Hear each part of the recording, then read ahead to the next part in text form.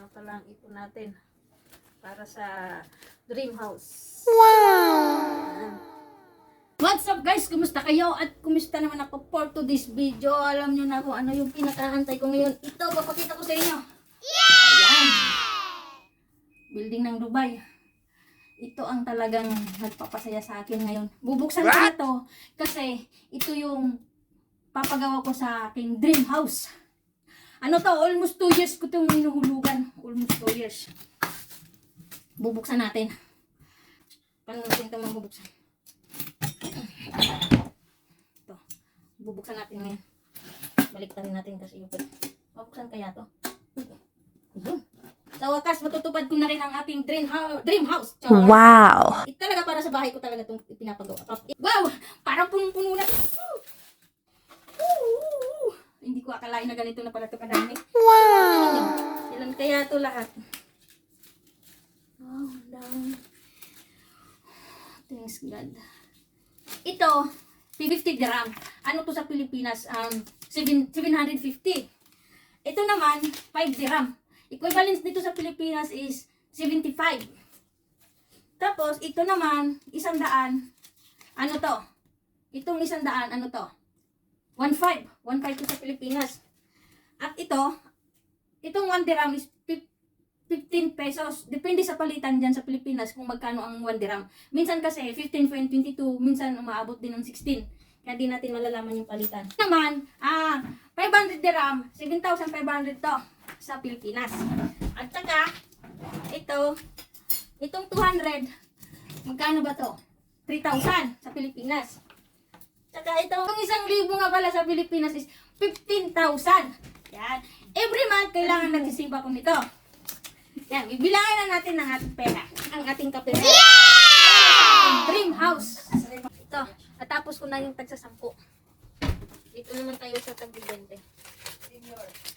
Ito mga ano na to. Mga tip ko lang to. Wow! Minsan may nagtitip sa akin 5, 10, 100. Iba-iba. Depende sa mood nila kung bigyan kanila ng tip. Sa pagkaswerte mo na pagkabigyan kanila. Excited ka masyado. mas excited pa guys yung nasa likod ko. Malaman yung ano ko. Kailangan natin mag-ipon ng angkansya. Kasi pag lagi lang nasa bulsa natin to, talaga, sigurado yan. Bus agad yan. What? Pag hindi ka marunong mag-ipon. Oh my God!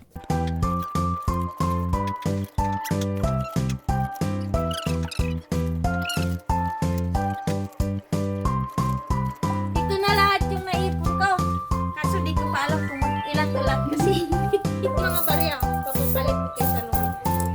This chain, papalitan ko sa kaha yung mga barya. Ano to? Nasa 1.5. 100. Ayan. 1.5 lang yung barya.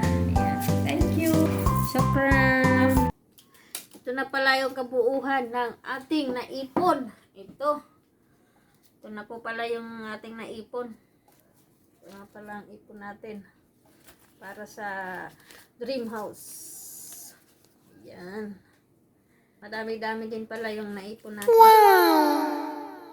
1, 2, 3, 60. Ano to lahat? 14,360 dirham. Wow! 14,360 dirham. Kung sa piso, kikwintay natin kung ilan ba ang palitan ngayon. Titingnan muna natin kung ilan ang palitan ngayon. Pagkatapos, punta tayo sa Google. At sa Google tayo pupunta para doon tayo mag-search. Titingnan natin yung piso to dirham. Kung magkano yung value ngayon. Ayan guys, ang value is 15.18. Ang 1 dirham. Pupunta na tayo sa calculator. Ayan. Ayan na natin kung magkano ang 14,360 times 15.18.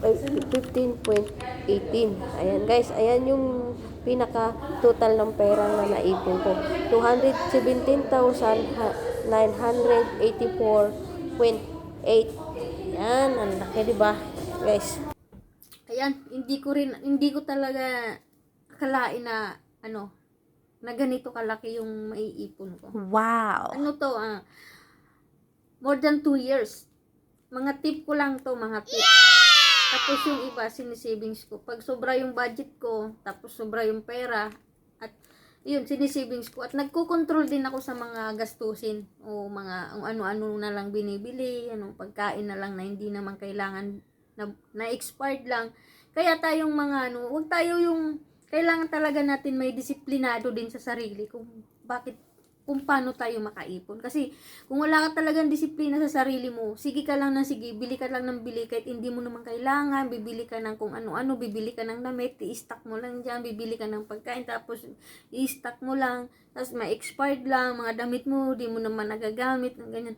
Wag mo na lang bilhin. Ang gagawin mo na lang, savings mo na lang, kung gawa ka ng Uncle Shani, ipunin mo na lang, o kaya bili ka ng mga gold, para yung mga nabili mo may value.